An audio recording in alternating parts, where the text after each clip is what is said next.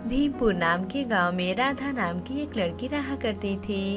राधा अपने मम्मी के साथ रहा करती थी। कुछ साल पहले ही उसके पिता का मृत्यु हो चुका था। राधा की माँ एक छोटी सी दुकान में कपड़ा बेचने का काम किया करती थी। उन्हीं पैसों से उनके घर का गुजारा चलता था। राधा बहुत ही साहसी और ईमानदार लड़की थी। फिर एक दिन जब राधा जंगल से लकड़ियाँ लेने के लिए जा रही थी, तभी उसे कुछ आवाज सुनाई देती है। कोई है, प्लीज मेरी मदद करो।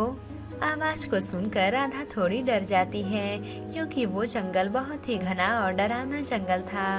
अरे ये तो किसी के चिल्लाने की आवाज है।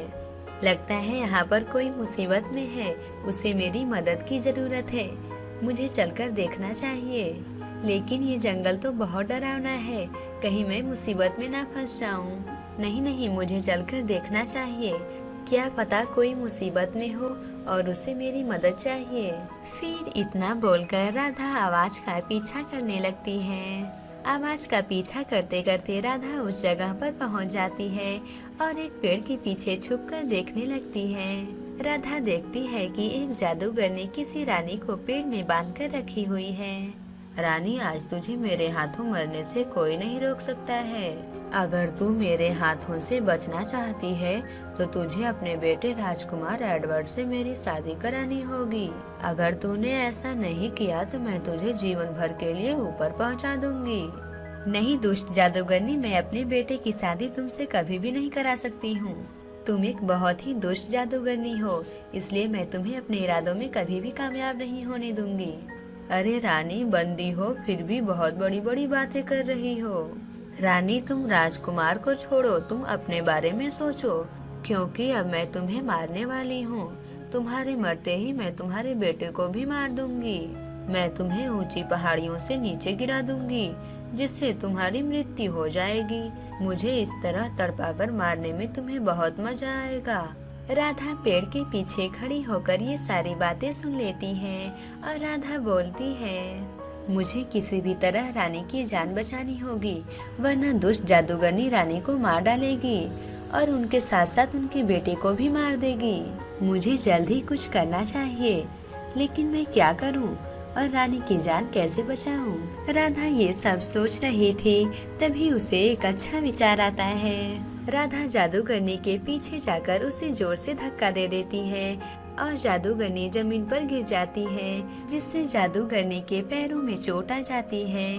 पैरों में चोट आने की वजह से जादूगरनी उठ नहीं पाती है। फिर राधा जल्दी से जाकर रानी की जान बचा लेती है। लड़की, तुमने ये बहुत बुरा किया है, तुम्हें इसका अंजाम भुगतना पड़ेगा। देखना, एक न एक दिन मैं तुमसे इसका बदला जरूर लूंगी।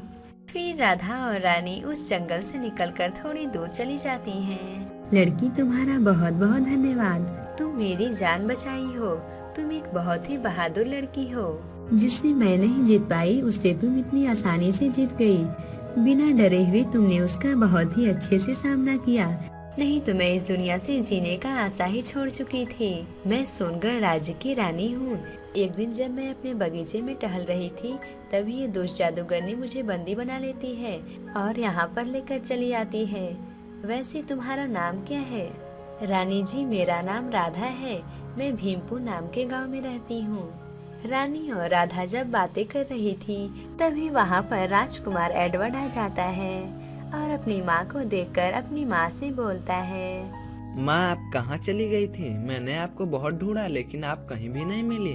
मैंने अपने पूरे राज्य में ढूंढा, लेकिन आप कहीं भी नहीं मिली। और ये लड़की आपके साथ कौन है? बेटा एडवर्ड, ये राधा है, जो कि मेरी जान बचाई है। माँ, आपकी जान? लेकिन वो कैसे? फिर रानी जादूगरनी और राधा के बारे में राजकुमार एडवर्ड को बताती हैं। बेटा एडवर्ड, आज मैं इस राधा की वजह से ही जीवित हूँ, वरना वो दुष्ट जादूगरनी तो मुझे मार ही डालती।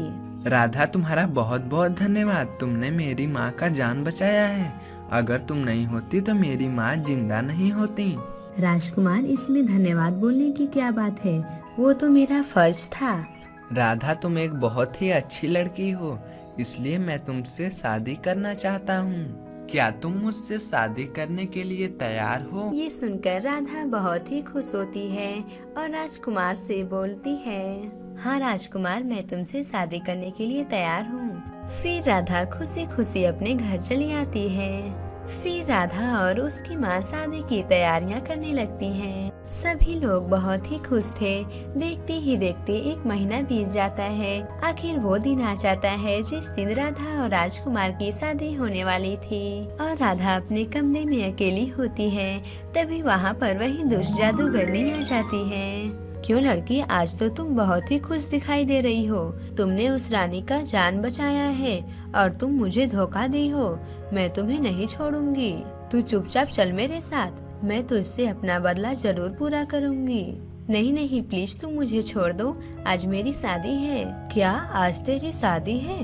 तो फिर बहुत मजा आएगा। मैं तुझे मारकर राजकुमार से शादी कर लूंगी। फिर मेरी इच्छा पूरी हो जाएगी। नहीं नहीं जादूगरनी, तुम ऐसा नहीं कर सकती हो। प्लीज तुम मुझे छोड़ दो। जादूगरनी राधा की एक नहीं सुनती है और उसे लेकर अपनी जादुई शक्ति से गायब हो जाती है। बचाओ, कोई है? प्लीज मेरी मदद करो, मैं मुसीबत में हूँ। जादूगरनी, तुम मुझे कहाँ लेकर आ गई हो? मूर्ख लड़की, चिल्लाने से कोई फायदा नहीं है। ये बहुत ही ऊंचा जगह है। यहाँ पर तुझे बचाने के लिए कोई नहीं आएगा। उस दिन तुम मुझे धक्का देकर गिरा दी थी न, आज मैं भी तुझे इसी पहाड़ से धक्का देकर नीचे गिरा दूंगी, जिससे तेरी मृत्यु हो जाएगी। तुमने उस दिन मेरे साथ अच्छा नहीं किया था, तो तुम कौन सा मेरे साथ अच्छा व्यवहार कर रही हो? तुम एक बहुत ही दुष्ट जादूगरनी हो। तुम्हें इसकी सजा जरूर मिलेगी। मूर्ख लड़की, पागल हो गई है क्या तू? तू ये मत भूल कि मैं एक जादूगरनी हूँ। मैं सभी को मार डालूंगी और तुम्हारी जगह लेकर राजकुमार से शादी कर लूंगी। तुम अपने इस बुरे इरादों में कभी भी नहीं कामयाब हो पाओगी। भगवान मेरी मदद करो। और जोर से चिल्ला लड़की, तू जितना चिल्ला चिल्ला कर तड़पेगी मुझे उतना ही मजा आएगा। बचाओ बचाओ, मेरे घर वाले मेरा इंतजार कर रहे होंगे। आज तो मेरी शादी है, अब बारात भी आ गई होगी। कोई मेरी मदद करो। तभी वहाँ से एक परी उड़ते हुए जा रही थी और उसे राधा की आवाज सुनाई देती है। तब वो परी राधा को बचाने के लिए उसके पास आती है। तुम यहाँ पर किसी मासूम की जान लेना चाहती हो? तुम इस लड़की को छोड़ दो, वरना तुम्हारे साथ बहुत बुरा होगा।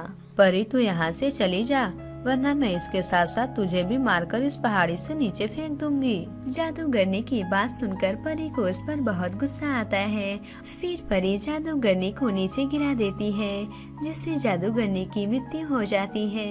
फिर परी अपनी शक्तियों से राधा को आजाद कर देती है। परी, आपका बहुत बहुत धन्यवाद। आपने मेरी जान बचाई है। आज मेरी शादी है और घर पर किसी को भी नहीं पता है कि मैं यहाँ पर हूँ। परी जी, आप मुझे जल्दी से घर पहुँचा दीजिए। अरे राधा, आज तुम्हारी शादी है, ये तो बहुत खुशी की बात है। लेकिन ये जादूगरनी ने तो तुम्हारे कपड़े ही गंदा कर दिए हैं। लेकिन कोई बात नहीं, मैं तुम्हें एक उड़ने वाला जादुई लहंगा देती हूँ। इतना बोलकर परी राधा को जादुई उड़ने वाला लहंगा देती है। राधा, ये लो, ये मेरी तरफ से तुम्हारे शादी का गिफ्ट है। तुम इस जादुई उड़ने वाले लहंगे को पहन लो। इसे पहनने से तुम बहुत ही जल्द अपने घर पहुंच जाओगी।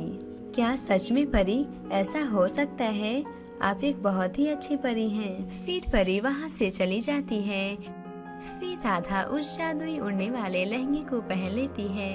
राधा जैसे ही उसे पहनती है, वो उड़ते हुए अपने घर पहुंच जाती है, जिससे राधा के घर वालों को पता भी नहीं चलता है। फिर राधा और राजकुमार की हंसी खुशी शादी हो जाती है। फिर राजकुमार और राधा हंसी खुशी रहने लगते हैं। इस कहानी से हमें ये सीख मिलती है कि हमें एक दूसरों की मदद करनी चाहिए। अगर आपको ये कहानी अच्छी लगी हो तो इसे जरूर लाइक करें और ऐसे ही नई कहानियाँ देखने के लिए हमारे चैनल हिंदी टेल्स गुरुजी को सब्सक्राइब करें और हमें कमेंट करके जरूर बताएं कि आपको ये कहानी कैसी लगी।